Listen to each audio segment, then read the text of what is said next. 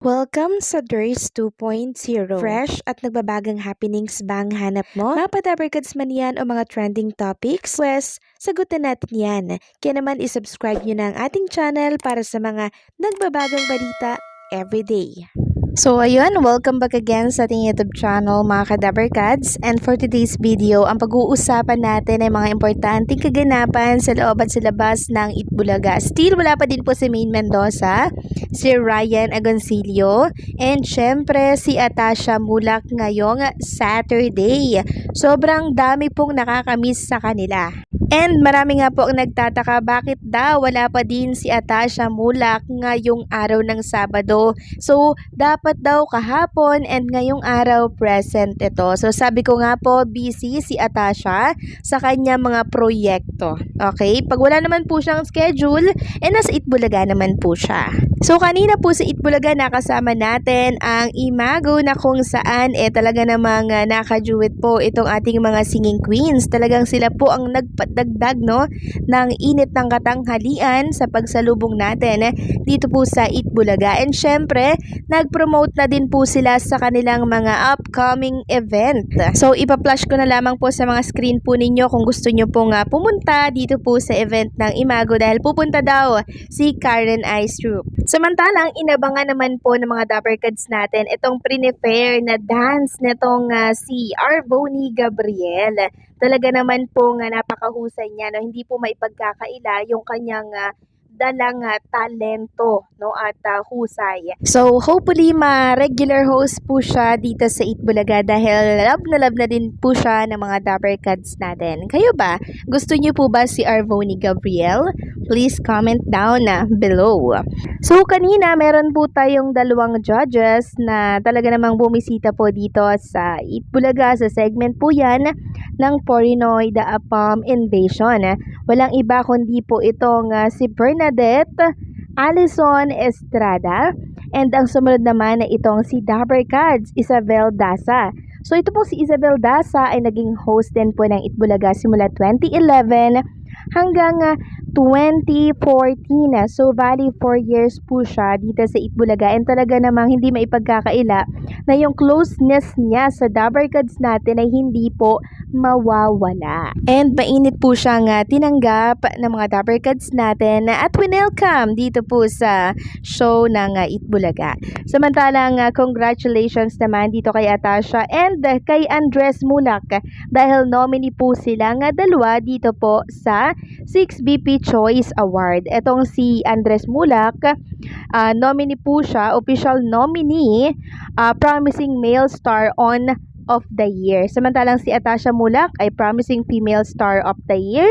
So, pwede na po kayong bumoto mga kadabarkads kasi simula kahapon, nag-start na po yung botohan hanggang April 15, 2025 po yan. Sa mga hindi po alam kung saan boboto, pumunta lamang po kayo sa website na to, www.bpchoiceawards.com.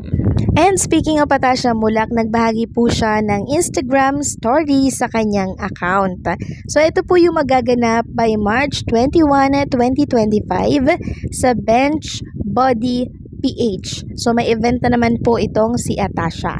Next topic naman, isang kaalyado po ni Tito Soto ang umamin na apektado daw po sila sa nangyayari po ngayon na kaguluhan dito po sa ating bansa.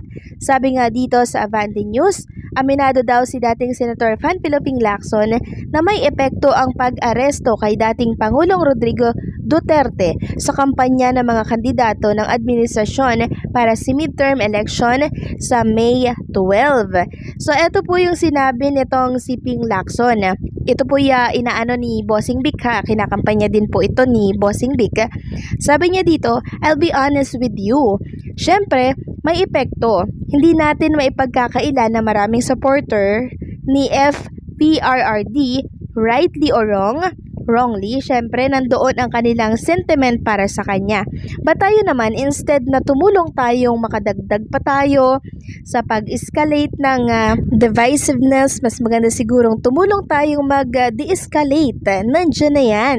Alam nyo, sa totoo lang mga kadaber gods, nang pumutok po ang usaping ito, yun pong kalaban nilang alyansa ni Tito Sen, yung mga ando doon po, no, yung mga po kaalyado po ni PRRD, talagang tumaas po yung ranggo nila, umakyat po, at itong si Tito Sen na dati pong nasa top 1, ngayon nasa top 4 na. Ganyan po ang epekto mga kadaber gods sa pagkakaaresto kay ex-President Duterte. Samantalang, next topic naman tayo tungkol ito sa studio po or bahay ng ating Dapper Cats, OG Dapper Cats na matalik pong kaibigan ng TBJ. Wala pa po atang Itbulaga, magkaibigan at nagkakasama na po sila ni TBJ or ng TBJ, no? So, sino pong Dapper Cats yan na kung saan i-demolish po ang kanyang studio? Walang iba kundi po itong namayapa na si Dolphy. Sabi kasi dito sa balita, ikinalungkot ni Epi Quezon ang balita tungkol sa posibleng demolisyon sa Dolphy Theater. Ang Dolphy Theater ay sakop ng malaking bahagi ng ari-arian ng ABS-CBN sa Quezon City na ipinagbili sa Ayala Land Inc. sa halagang 6.2 bilyon. Ipinangalan ang Dolphy Theater sa yumaong ama ni Epi, ang King of Comedy na si Dolphy. Pinasinayaan ang establishmento ng magdiwang ng ika-80 na karawan noong 2008 ang veteranong aktor. Namayapa si Dolphy sa edad na 83 noong Hulyo 10, 2012. So ayan po mga kadaber gods, yung Dolphy Theater na i-demolish di umano. Sabi dito, syempre nakakalungkot. Pahayag po ni Epi sa cabinet files tungkol sa kanyang nararamdaman nang malaman niya ang balita tungkol sa nakatakdang pagkawala ng Dolphy Theater. Maybe one of these days, mapuntahan sana naming magkapatid ang Dolphy Theater, pero baka parang mas masakit yon. Mabuti pa siguro wala ng goodbye. Malungkot din kasi talaga na mawawala ang Dolphy Theater. Buo ang paniniwala ni Epi na mabuwag man ang Dolphy Theater, na nanatili sa puso ng bawat Pilipino ang mga alala ng kanyang ama. Dolphy will always be in the heart of every Filipino. Deklarasyon ni Epi. His legacy will always be his passion to make us laugh, which still resounds on social media as of the date. We may lose the Dolphy Theater, which stood a symbol of that passion, but we as Filipinos know that his comedy needs to no symbol. So kung inyo natatandaan mga kadaber gods, nung namatay po or namayapa itong si Dolphy, ang Itbulaga po nung time na nasa GMA sila, talagang nag-contribute sila, nag-alay sila ng pakikiramay po talaga, no, at naiyak pa nga po noon si Bossing Vic Soto. And aminado din po ang TBJ, lalo na po si Tito Sen, na wala pa daw po ang Itbulaga ay nagkakasama na daw sila nitong si Dolphy. Alam nyo mga kadaber cats, sobrang close po itong si Dolphy sa Tito Vic and Joey. Kaya maging ako man po ay nalulungkot dahil sa pag-demolish ng kanyang dating tahanan or dating studio na itong Dolphy Theater. So paano mga kadaber cats, anong say niyo dito? Hanggang dito na lamang po ang update natin at huwag kalimutang mag-comment sa baba.